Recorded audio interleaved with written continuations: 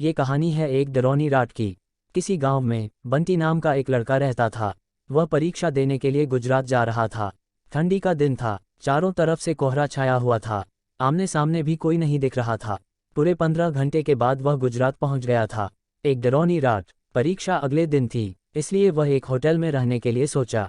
रात हो गई थी और कहीं भी उसके बजट में सस्ता होटल मिल नहीं रहा था। काफ़ी ढूंढने के बाद उसे एक सस्ता होटल मिला। वह उस होटल में एक कमरा बुक करवाया, और जब वह कमरे में गया तो देखा कि कमरे के चारों तरफ जाले लगे हुए थे। ऐसा लग रहा था कि यह कमरा काफ़ी सालों से बंद पड़ा था, और कमरे के अंदर का माहौल एकदम डरावना और सुनसान लग रहा था। लेकिन उसने ये सब नज़रअंदाज कर दिया और होटल से खाना मंगवाया और खा पी कर सोने चल दिया।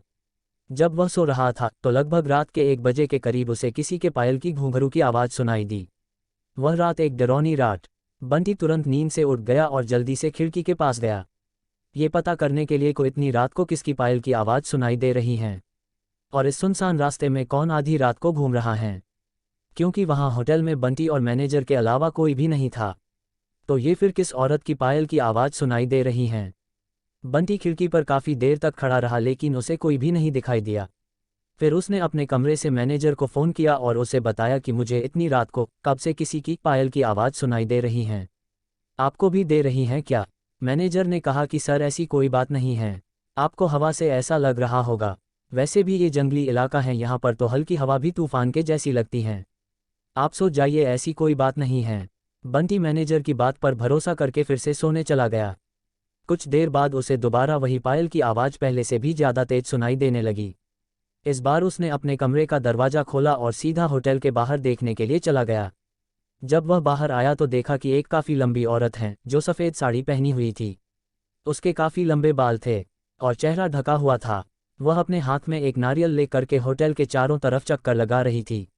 ऐसा लग रहा था कि मानो अपने पायल की आवाज़ से किसी को बुला रही हैं। बंटी दौड़कर उसके पास गया कि कौन है ये औरत जो इतनी रात को यहाँ घूम रही है, लेकिन वह तुरंत ही गायब हो गई और चारों तरफ कोहरा ही कोहरा फैल गया। बंटी भी थोड़ा घबरा गया, क्योंकि जिस औरत को वह सामने से देखा था अब वो नहीं दिख रही थी। बंटी अपने होटल में वापस जाना चाहा लेकिन फिर उसे दोबारा पायल की आवाज़ सुनाई देने लगी। बंटी अब उसे ढूंढते हुए जंगल की ओर जाने लगा। चलते चलते वह अपने होटल से इतनी दूर आ गया उसे पता ही नहीं चला। फिर उसने उस घने जंगल में कुछ ऐसा देखा कि उसका दिल दहल गया। उसने देखा कि उस औरत ने एक पीपल के पेड़ के नीचे 5-6 लाश रखी थी, और बारी बारी से एक एक को नोच नोच कर खा रही थी। उसका मुंह खून से लथपथ था और चेहरा भी एकदम डरावना था। बंटी जब ये सब देखा तो उसके पांव तले जमीन खिसक गई। ये सब नज़ारा देखते ही उसे डर के साथ साथ रोना भी आने लगा कि वह चुड़ैल अब मुझे भी मार देगी, क्योंकि अपने पायल के आवाज़ से यहाँ तक तो मुझे लेकर आई हैं। लेकिन उसने हिम्मत से काम लिया और हनुमान चालीसा पढ़ते पढ़ते धीरे से वहाँ से भाग गया ताकि भूत उसे देख ना ले, लेकिन भूत तो भूत होते हैं। बंटी जैसे ही वहाँ से भागने की कोशिश किया, वो चुड़ैल अचानक उसके सामने आ गई और उसे इशारों से अपने अड्डे पर ले जाने लगी जहाँ पर उसने लाशें रखी थी। बंटी हनुमान जी जाप करके इतनी तेजी से वहाँ से भागा कि मानो जैसे उसके अंदर किसी की शक्ति आ गई हो। भागते भागते सीधा वह अपने होटल वापस आ गया। वहाँ थोड़ी देर रुका तो उसे एक आदमी दिखाई दिया। उसे देखकर ऐसा लग रहा था कि ये अच्छा आदमी है। वह बंटी के पास आकर बोला, अरे भाई क्या हुआ तुम्हें, इतना डरे हुए क्यों हो? बंटी ने सारा किस्सा उस आदमी को सुनाया तो उसने बताया कि भाई तुम बहुत किस्मत वाले हो कि आज तुम बच गए। वो भूत किसी को भी नहीं छोड़ती, और तुम इस होटल में क्या कर रहे हो, इसको तो बंद हुए काफ़ी साल हो गए।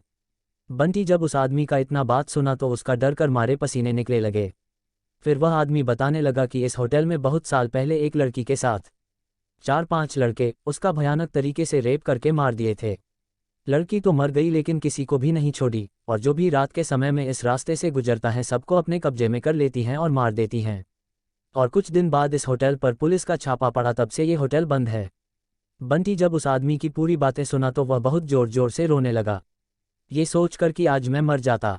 फिर वो आदमी बंटी को चुप कराया और बोला, चलो आज रात तुम मेरे घर रह लो, मेरा घर पास में ही है, डरो मत, अब मैं आ गया हूँ ना।